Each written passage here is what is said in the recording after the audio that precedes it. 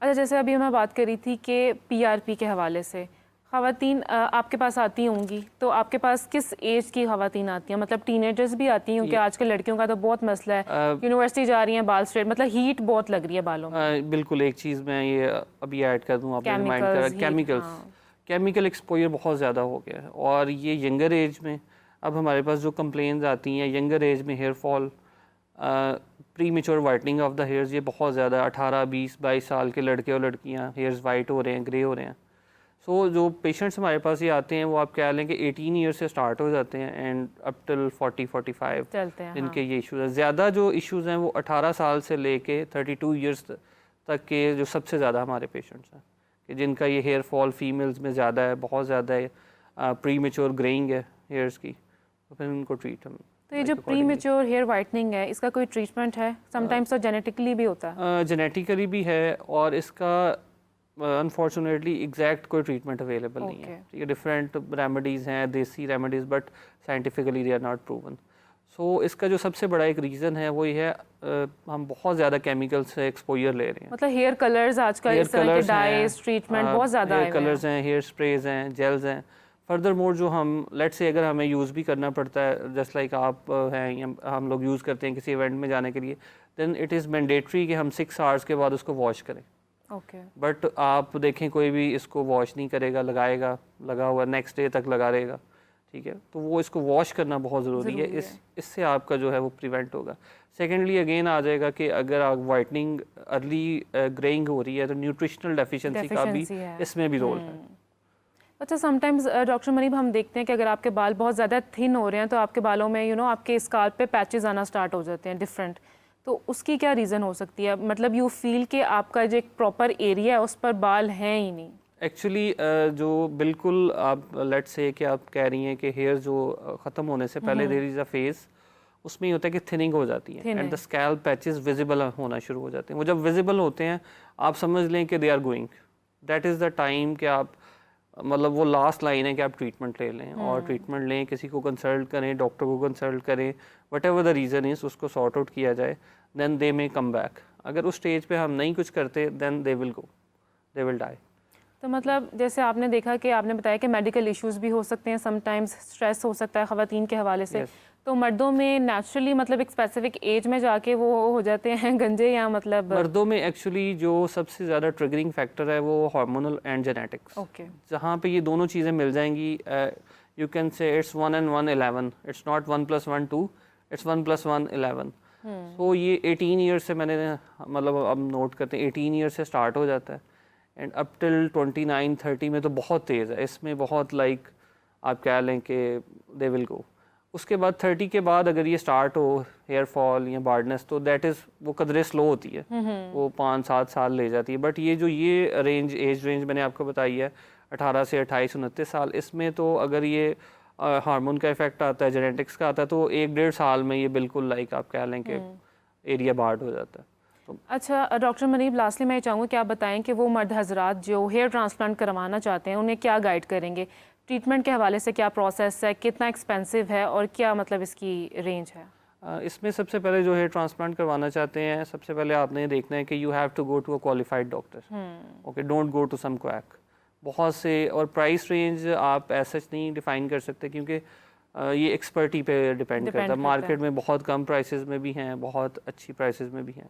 But ये है कि आप डॉक्टर के पास जाएं, डॉक्टर से कंसल्ट करें, और उनसे बाकायदा जो है आप एक फ़ॉलोअप में लें, एक, और कोशिश करें कि आप विज़िट करें। अक्सर लोग फ़ोन पे ही कहते हैं जी हमने आना है तो बस हमें कर दें, या हम उस सिटी से आ रहे हैं तो जस्ट पहले एक विज़िट करें, अपनी तसल्ली करें।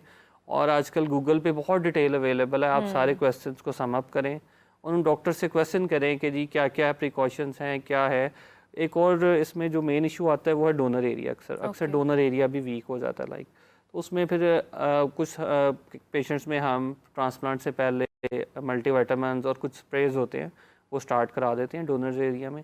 तो वो लाइक अगर ज़रूरी है तो वो अपने डॉक्टर से डिस्कस करेंगे। वो कुछ मैं पहले ही 2 मंथ्स पहले ही, जैसे मैं प्लान कर रहा हूँ दिसंबर में हेयर ट्रांसप्लांट का, तो मैं कुछ स्टार्ट कर दूँ, तो यू कैन अगेन वही है कि डॉक्टर के साथ डिस्कशन के बाद केस टू केस वेरिएशन है इसमें, सारे केसेस बराबर नहीं होते, जिस तरह हर सर्जरी बराबर नहीं होती।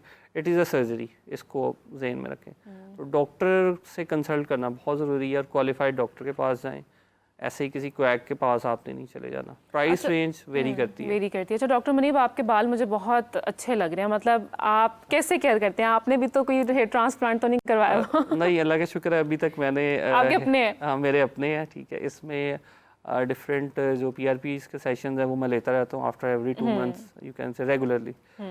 Diet, I have a good diet, और उसमें मेरी डाइट मतलब ये है कि like I take all the things, इसमें है वेजिटेबल्स हैं, मीट है, सारे जो भी खुराक के एस्पेक्ट्स हैं मैं किसी को क्विट नहीं करता। क्विट नहीं करते हैं तो सब कुछ और द अदर फैक्टर ये कि आप अपनी स्लीप को जो है ना वो रेगुलेट लाजमी करें, और स्लीप आपकी एटलीस्ट 6 to 8 आवर्स की होनी चाहिए।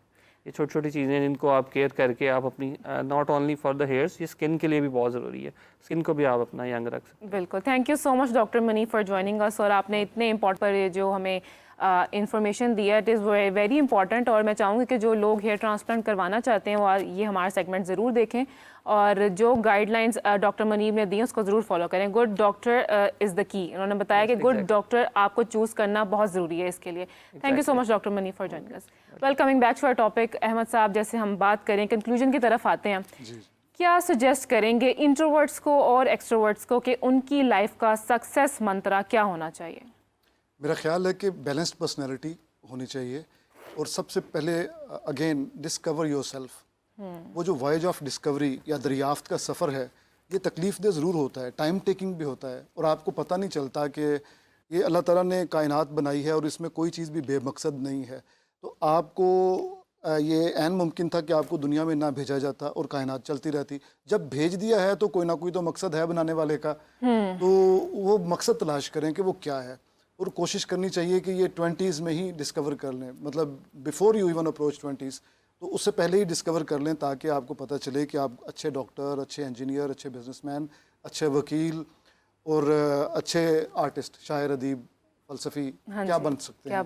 तो ये डिस्कवरी का सफ़र बड़ा लंबा है, तकलीफ़ दे है, इसमें कोई शक नहीं, टाइम टेकिंग है। बाज़ औक़ात हमारे जैसे घराने, जो मिडिल क्लास घराने हैं, उस पर नौजवानों पे ये प्रेशर होता है कि जल्द अज जल्द आप अर्निंग हैंड बने।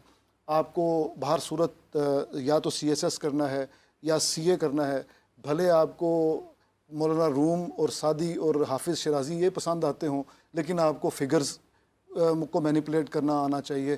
तो इस तरह होते हैं सोशल प्रेशर्स, इसके बावजूद अपना रास्ता निकाल लेना चाहिए। मुझे डॉक्टर अनवर सज्जाद साहब, जो बड़े शानदार ड्रामा निगार थे, उन्होंने कहा कि हमारा ख़ानदानी पेशा था तिब, डॉक्टर बनना, तो मैं था शायर और अदीब। तो उन्होंने कहा कि, और आप जानती हैं कि वो रक्स भी बहुत अच्छा जानते थे, मुसव्वरी वगैरह भी आर्टिस्ट थे, पूरे घड़े घड़ाए आर्टिस्ट थे। उन्होंने कहा कि मैंने इस तरफ की मेहनत तो कम नहीं की, लेकिन जब ये ढोल मेरे गले में डाल दिया गया कि तुमने MBBS ही करना है, तो मैंने कहा कि अब ये गले में पड़ा ढोल बजाना तो पड़ेगा, तो क्यों ना मैं इसको सुर में बजाऊं।